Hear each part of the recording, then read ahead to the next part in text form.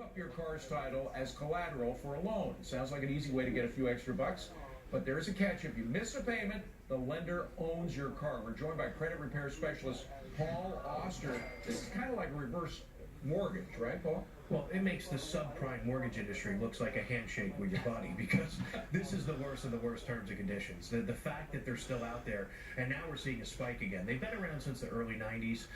We saw a spike in... You think what they're doing should be illegal? It's illegal. Because the consumer is literally illegal? No, it should be. It should be. There's no regulations, Careful what you wish for, though. The regulators start regulating one thing, and then they go on to another, and another, and another, and... No, I know Stuart would have a field day with what I'm saying, but at the end of the day, this is an area where there needs to be regulation. The average consumer has no idea what they're getting into. Most of the APRs are triple digits. 100% interest rate on a loan that you take. And coming into the holidays, you have companies like Title Max, and I hate to bash companies, but they're the ones that are out there spending lots of money, and they say, hey Dave, turn your car into cash for the holidays. Wouldn't it be nice to put the gifts under the tree with a short-term conventional buyer beware. If you're a responsible adult, if you can walk and talk at the same time, you should know better than to get involved in something like, particularly if you're just doing it in order to get Christmas presents or something. But it's deceptive advertising. The fees, the terms and conditions are tricky at best. It's not easily understood by the person who can walk. But there's a lot of stuff out there that's not easily understood, that's not against the law.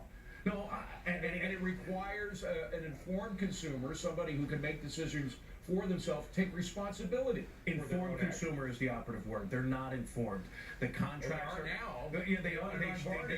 They better be, because it's deceptive advertising at its best. Again, it's not conventional. It's subprime. Terms and conditions are brutal. They're actually set up so you don't repay the loan.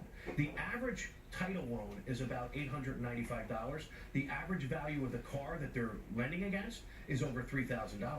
So they want you to fail and default, so they take your vehicle. What do they do with the car when they take it? Well, they resell it. But they can make enough money. Oh, the spread is incredible, sure. I mean, or they'll lease it out, and they're making money. Now, what does this say in general about the situation that we're getting into? Are we getting into another subprime bubble here that could explode on all of us? Look, when you have small businesses who are seeking cash advances through these merchant cash advance companies, this is a shoe that's going to drop because the banks won't lend the money, and everyone says, well, small business is the way to the road to recovery, but the banks won't lend the money.